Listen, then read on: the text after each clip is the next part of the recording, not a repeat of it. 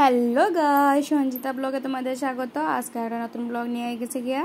আর এদিকে দেখো সকালবেলা ঘুম থেকে দেখো আমার একটা পাগলি পাগলি অবস্থা লাগে। যাই হোক, পুরো ব্লগটা তোমরা দেখিও, ভালো লাগলে অবশ্যই লাইক কমেন্ট করিও আর ফলো করিও, পাশে থাকিও। আর এদিকে দেখো সকালবেলা কি রান্না করতাম খুঁজাইয়া পাই না। আর রোজ রোজ এই আলু টালু খাইতে আর ভালো লাগে না।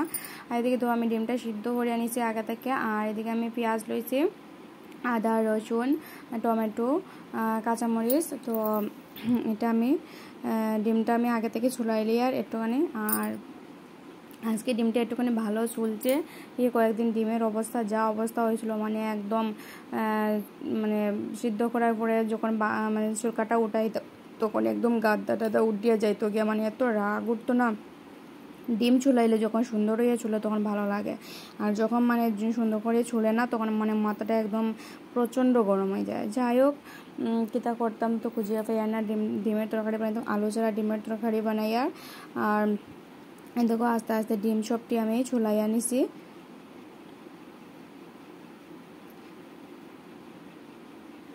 দেখো আমার ডিম চুলানিটা হয়ে গেছে গিয়া।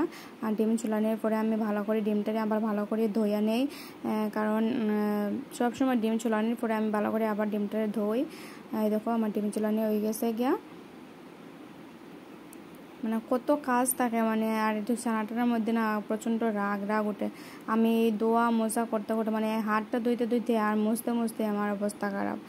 এদিকে দেখো এই গ্লাসের মধ্যে আমি সব কিছু মানে একদম কুটি, যেমন আদা, রসুন, টমেটো এইসব আমি ওই গ্লাসের মধ্যে কুটিয়ে নিই, কারণ গ্রাইন্ডার মেশিন আছে, তবে ছোটো বাটি যেটা এটা নষ্ট হয়ে গেছে, তার লাগে আমার মনে হয় এই গ্লাসের মধ্যে আমার কাছে সহজ লাগে। একটা মানে কোটার মতো একটা ছোটো একটা লোহার ডান্ডা আছে, ওইটা দিয়ে আমি কুটি। প্রথমে আমি পেঁয়াজটারে কুচো করে কাটিয়ে নিব।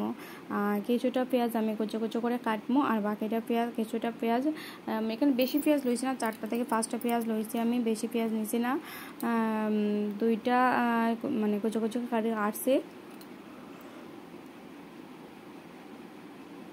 আর বাকিটা আমি এইটাতে মানে কুড়াই নিছি আমি, মানে একদম পেস্টের মতন কুড়াই আনিছি। আর এদিকে দেখো আমি এই ডান্ডার সাহায্যে আমি আদা রসুনটারে কুটিয়ে নিছি, তারপরে রসুনটারও টমেটোটারও কুটিয়ে নিছি। আর এদিকে দেখো এবার আমি ডিমটার একটু অর্ধেক করে কাটিয়ে নিব।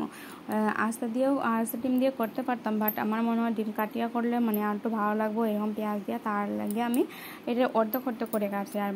আরও মানে আমি চার টুকরা করে করতে আসলাম, কাটিয়া করতে আসলাম, ভাবলাম 4 টুকরা করে না, বড় মশলা করবে, এটা এত ছোটো করছো কাটিয়ে।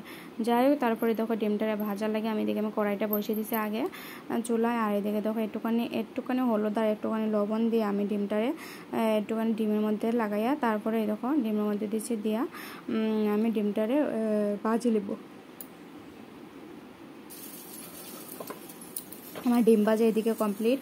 আর এদিকে দেখো কড়াইটা বসাইছে, এদিকে কড়াইটা আমার একদম আগুনের মতো গরম হয়ে গেছে, এদিকে কীরকম ধোয়া উড়ে। যাই হোক, তারপরে আমি সোমবার দিয়ে এদিকে আস্তা জিরা দিছি, তারপরে দারচিনি দিছি, তারপরে তেজপাতা দিছি, তারপরে এটার মধ্যে আমি একটুখানি নাড়াচাড়া করে এটার মধ্যে পেঁয়াজ দিছি। পেঁয়াজ দেওয়ার পরে পেঁয়াজটা একটুখানি হালকা যখন ভাজি হয়ে গেছে, তখন আমি এটার মধ্যে এই মানে রসুনটি আর টমেটোটি মানে ফুটিয়ে যে রাখছিলাম এটি দিলাইছি, দিয়ে এটারে লবণ, হলুদ, মরিচ, জিরা সব মশলা দিয়ে ভালো করে আমি কষাই নিয়েছি। পোড়াটা তোমার দেখাইছে, কারণ তোমরা তো জানো কীরকম কষাইতে লাগে না কষাইতে লাগে, তাই ভাবলাম ভিডিওটা অনেক বড় হয়ে যাবো, তার লাগে আমি পোড়াটা দেখাইছি। দেখো আমি ভালো করে এটা কষাইয়া নিয়েছি। আর কষানোর পরে এদিকে দেখো আমার তরকারিটা প্রায় এরকম হয়েছে। তো তোমরা কে এরকম শুধু ডিম দিয়ে এরকম পেঁয়াজ দিয়ে খাও, তো অবশ্যই আমার কমেন্ট করে জানিও। লাস্টে এদিকে এদের মধ্যে ধনিয়া গুঁড়া দিছি। আর এদিকে দেখো ডিমটা কাটিয়ে দেওয়া আমার কাছে ভালো লাগছে। যাই আমার ব্লগটা ভালো অবশ্যই লাইক কমেন্ট করিও, পাশে থাকো, টাটা।